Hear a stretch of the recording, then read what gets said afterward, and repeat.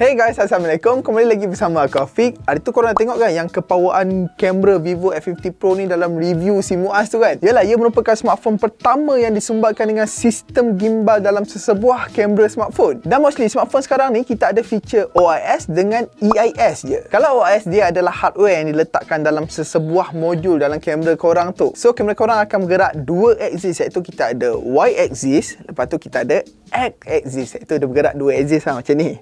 Throwback ke apa ni? Dan kalau penstabilan image jenis EIS pula, dia tidak menggunakan hardware macam OIS, tapi dia menggunakan software. Contohlah kan, kalau korang ni record video 1080p, so dari video 1080p tu dia akan cropkan sikit, lepas tu dia akan cuba stabilizekan melalui gyroskop yang ada dalam smartphone korang tu. Yang terdekat yang aku boleh cuba gambarkan, mana-mana korang yang dah terbiasa gunakan editing software itu Adobe Premiere Pro, okey, Adobe Premiere Pro tu dalam efek tu dia ada warp stabilizer. Dan bila korang masukkan warp stabilizer tu dalam efek footage video korang tu, dia akan cuba stabilizekan video korang supaya footage korang tak bergegar. So untuk sistem gimbal dalam Vivo F50 Pro ni macam mana? Dia sebenarnya sama je dia punya mekanisme macam OIS, iaitu dia menggunakan hardware, tapi dia ada 3 axis. Okey, macam biasa kita ada X axis, lepas tu ada Y axis, lepas tu dia ada Z axis, iaitu dia cara menegak. So dia macam ada tilting lah macam ni. Macam mana nak tunjuk ni? Dia macam ni, lepas tu ada satu lagi macam ni, macam ni. Tilting ni dia kira macam dia membuatkan lens korang dia macam boleh terjongkit sikit lah. Bagi korang yang tanya aku, selain daripada gimbal ni untuk merakam video daripada gegar, apa lagi fungsi gimbal yang kita boleh buat pada smartphone? Instead of video, gimbal yang ada pada smartphone ni juga boleh bersangkut paut dengan fotografi. Contoh jenis fotografi yang korang boleh hasilkan melalui gimbal ni adalah light painting. Korang tahu tak light painting tu macam mana? Light painting ni kira kalau korang snap dengan gambar yang slow shutter, lepas tu korang boleh buat lampu tu macam light trail. Kan nampak macam smart tu kan? Dia macam ada efek light trail tu. Light painting ni kebiasaannya korang kena guna shutter yang agak slow. Lepas tu korang kena ada tripod supaya gambar korang tu tak blurry. Tapi dengan ada je gimbal ni, korang tak perlu bawa tripod lagi lah, sebab korang boleh handheld lah, sebab dia dah ada penstabilan image yang sangat-sangat stable. Ok, sekarang ni kita akan buat light painting. Ok, shutter 8 saat. Yap, 3, 2, 1 and go.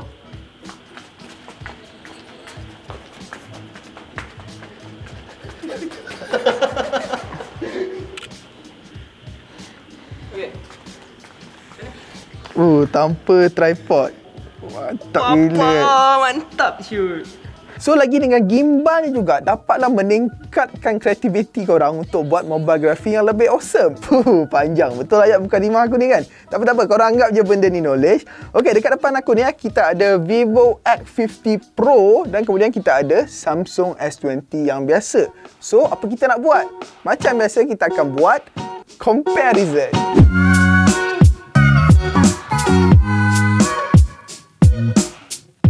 Sebelum tu, yes, korang mesti pelik kan. Kau ni biar betul Fik, S20 ni kan flagship, memang terang-terang kalah lah F50 ni kan, sebab dia mid-range. Yes, aku aware dengan benda tu dari segi performance chipset, dari segi screen, speaker, apa lagi. Aku rasa dia punya design aku rasa lebih kurang je. Tapi yang lain aku rasa memang agak berkicap lah. F50 Pro ni nak kejar dengan S20 ni kan. So, dalam video hari ini aku akan buat comparison kamera, iaitu Vivo F50 Pro dengan Samsung S20. Okey, pada Samsung S20 ni kita ada 3 tetapan kamera utama, iaitu 12 megapiksel untuk kamera utama, 64 megapiksel untuk telefoto, dan yang last kali kita ada 12 megapiksel untuk ultrawide. Dan untuk Vivo X50 Pro ni kita ada 4 tetapan kamera utama, iaitu 48 megapiksel dengan gimbal OIS dan 8 megapiksel untuk periskop telefoto, 13 megapiksel untuk telefoto lagi, dan yang terakhir sekali kita ada 8 megapiksel untuk ultrawide light. Aku harap korang nampakkan spek kamera pada kedua-dua smartphone ni, sebab aku snap gambar memang agak banyak lah. Kita ada daylight, kita ada selfie, kita ada night mode, kita ada selfie night mode, dan banyak lagi lah. Okey, sekarang ni tibalah kita menguji prestasi video yang ada pada Vivo F50 Pro ni, sebab dia ada dimuatkan dengan gimbal pertama dalam industri smartphone. Overall, kualiti video pada daylight yang dihasilkan bila aku comparekan dengan S20 ni masa korang berjalan macam biasa, yes, video kelihatan sangat smooth, tak ada focusing hunting. Cuma tone warna HDR pada S20 dilihat lebih kick sikit kalau dibandingkan dengan X50 Pro yang nampak lebih natural, nampak flat sikit. Alright, untuk video 1080p aku dapat lihatkan dia punya stabilize pada kedua-dua smartphone ni memang agak sengit. Walaupun dekat, kalau korang perasan aku berjalan ni memang agak goyang tau. Cuma keperasan dekat Vivo F50 Pro ni dia macam agak ada macam sedikit-sedikit gegaran lah Kalau korang berjalan macam biasa, aku rasa memang tak ada masalah. Tapi kalau korang berlari, okay, dalam video ni memang aku tengah berlari ni, dia punya video tu akan ada gegaran, tapi dia still sharp dekat tengah. So kat sini korang boleh nampak kan fungsi gimbal ni, even kalau korang berlari kiri dan kanan, dia akan stick pada yang tengah saja, bukan pada Samsung S20. Akan bergerak kiri ke kanan, kiri ke kanan. Okay, dan kita akan terus jump untuk gambar yang pertama untuk comparison ni. Okay, untuk gambar pertama, gambar pokok ni pada Samsung S20 ni dilihat menghasilkan warna yang vibrant dan agak saturated, sebab warna hijau pada daun tu memang agak pekat. Dan pada F50 Pro ni pula, gambar dilihat macam sharp, detail dan warna tone pun dilihat lebih natural dan realistik. Sebab masa aku shoot gambar ni, inilah warna yang betul yang aku sendiri lihat dengan mata aku pada Vivo F50 Pro ni. Dan kalau korang tengok background pada belakang tu adalah truly bokeh daripada lens, sebab kedua-dua peranti ni mempunyai aperture yang agak besar tau. Okey, dan untuk gambar jambatan ni aku nampak pada S20 dilihat mempunyai HDR yang lebih baik, sebab ia mampu menerangkan pokok pada bahagian tepi tu. Dan juga highlight dan shadow yang dihasilkan pada bawah jambatan tu dilihat lebih detail pada S20 berbanding dengan Vivo F50 Pro. Dan macam masa dia punya tone warna dilihat macam lebih natural sikit pada Vivo F50 Pro ni berbanding dengan S20. Okey, dari segi sharpness aku nampak memang tak ada beza pun pada kedua-dua smartphone ni. Masing-masing mempamerkan gambar yang sharp dan detail. Aku juga terkejut dengan prestasi yang dihasilkan oleh smartphone Vivo kali ini. Memang seri Vivo kali ini betul-betul memfokuskan dengan fotografi. Okey, untuk bokeh ataupun portrait masing-masing mempamerkan bokeh yang agak sempurna. Tapi pada peranti Vivo F50 Pro ni dilihat macam agak soft sikit dan agak jambu.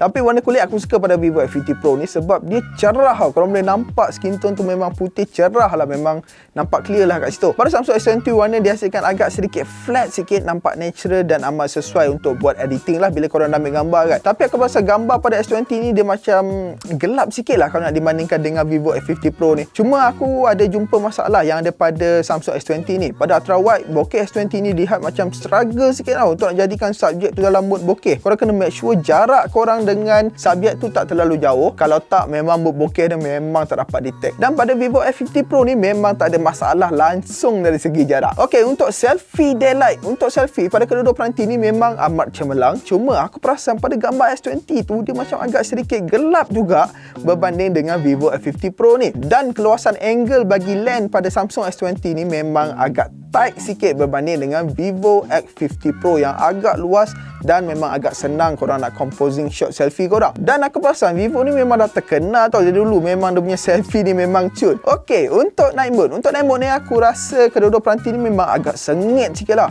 Untuk gambar berguna ni aku nampak F50 Pro kelihatan sedikit sharp sikit berbanding dengan S20. Tapi dari segi kecerahan, S20 lebih cerah dan berkontrasi. Kat gambar ni, HDR pada Samsung S20 ni dilihat lebih mengancam sikit sebab dia mampu mengekalkan warna pada daun pokok dengan vibrant colour yang menarik. Dan pada F50 Pro, macam biasa tone dilihat macam lebih natural tapi dia sharp tau. And apa yang aku perasan, noise pada Samsung S20 ni dilihat lebih visible berbanding dengan F50 Pro. Mungkin atas faktor sebab pada S20 ni dia cuba nak terangkan dan sharpkan ke semua area, kemudian noise pun mungkin muncul visible pada langit yang gelap. And pada Vivo X50 Pro dilihat noise akan lebih minimal kalau nak bandingkan dengan S20 yang agak sedikit noisy sikit. Okey, untuk selfie night shot pula. Untuk selfie night shot ni sama je macam daylight, yang S20 agak sedikit tight berbanding F50 Pro. Cuma noise pada F50 Pro lebih visible. Mungkin atas faktor bukaan aperture yang agak kecil. Okey guys, so apa yang aku dapat simpulkan pada kedua smartphone ni iaitu S20 yang biasa dengan Vivo X50 Pro. Apa yang aku nampak yang kedua smartphone ni memang boleh handle, dia punya capability kamera pun cantik, video pun not bad. Dan macam aku cakap sebelum ni, yang inovasi Vivo kali ni memang lain macam, betul kan? Tak pernah-pernah orang letak gimbal dalam smartphone. Dia merupakan smartphone pertama yang letak sistem gimbal dalam sesebuah smartphone. Aku confirm manufacturer smartphone yang lain akan cuba implementkan sistem gimbal ni dalam smartphone dorang pada masa yang akan datang. Instead letakkan beratus-ratus megapiksel, baik dorang inovasikan benda ni tau, macam gimbal ni. Sebab lepas ni korang akan record kamera tanpa sebarang gegaran, memang nampak profesional. Okay guys, aku rasa aku akan endingkan video kamera comparison aku iaitu S20 dengan Vivo X50 Pro kat sini. So macam biasa guys, aku minta maaf korang ada salah silap, dan macam biasa aku akan jumpa korang untuk video yang akan datang. Bye bye. Okay guys, jangan lupa subscribe, like video ni. Kalau korang nak tengok video yang lain, korang boleh klik mana-mana, tapi yang penting subscribe dan like. Terima kasih.